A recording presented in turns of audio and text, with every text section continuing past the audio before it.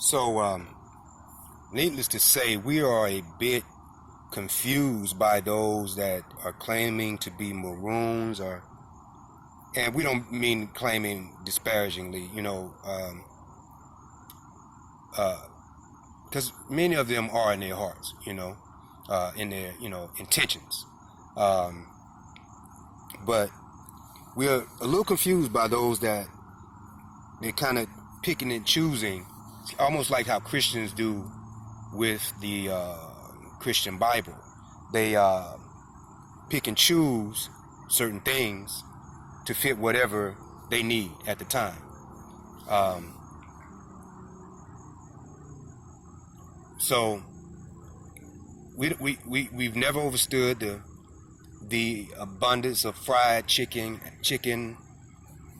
often bought up from Kentucky Fried Chicken or churches or somewhere at these festivals and whatnot. Primarily, the ones that the Black Americans throw, that are in, Isheshe and Vodun traditions and the Khan traditions and whatnot. That just really amazes us, to consistently not see African foods, even in these people's homes. Of course, it's not going to be in the homes if they're not at the festival. Very, very interesting. But we are about full Re-Afrikanization, full sovereignty. We don't understand the fact that, some of these people, you only know them by their African name, but then when you find out that they don't have a real African name, and are making no efforts to change their names legally, that's quite amazing. And so that's one thing. And then another thing is they'll tell you, I don't have to change my name. I'm not going to change my name. I don't have to change my name to know who I am. Ran into this this young Igbo guy who turned out to be a true Negro in his thinking. And he said he don't have to wear African clothing to be Igbo. Of course he has, a button down on and some jeans or something like that when he says that. A lot of times people say stuff like that because they're being spiritually confronted. They're being ancestrally confronted and they don't even know it. Like out of our mouth, we didn't say anything about his dress, we actually were referring to us and how we prefer to dress on a daily basis. And he made sure he said he don't have to dress, like this to show that he's Igbo. And we're not trying to show anything. We're being who we are, They dress up for parties and things like that. That's childish. And that's a sign of someone who is a cultural child of other people, cultural child of other races and ethnic groups, the Oyimbo. So that is not our way. And if anybody from the continent is watching this, we're tired of asking you your African name. You give us these names like Mary Alice, Sue, John, Bob, Justin, Justice. So that's a popular one in Nigeria, Justice. Catherine, that's a popular one.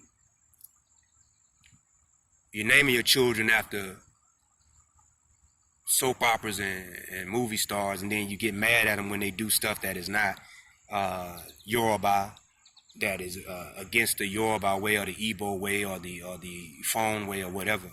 You get mad at them, but you name them after soap opera stars, which is quite amazing. You get mad when they don't speak the language, but you're not teaching the language to them. But we're tired of asking y'all. It's a little humid out here, so that's why you see us doing that.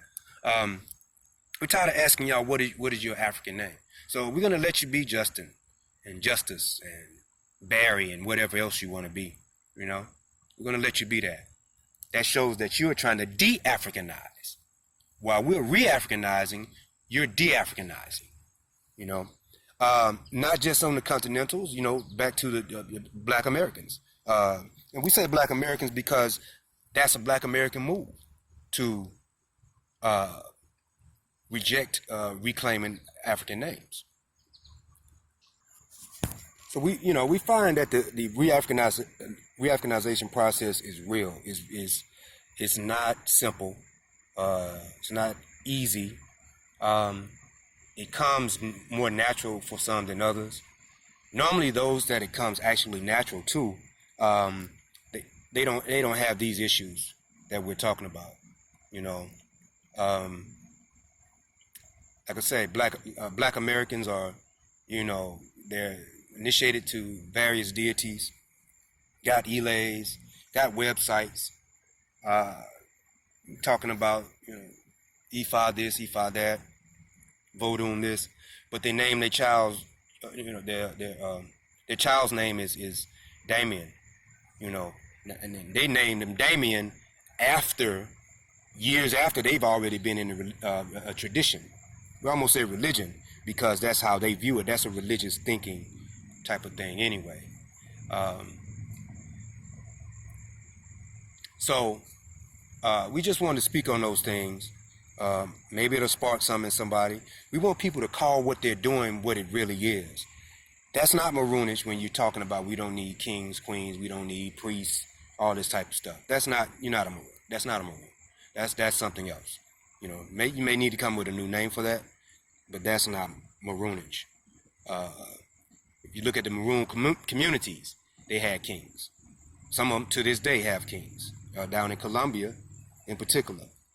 So we just want to leave that thought with you all, and we hope that you have a blessed period in your life. Odigba.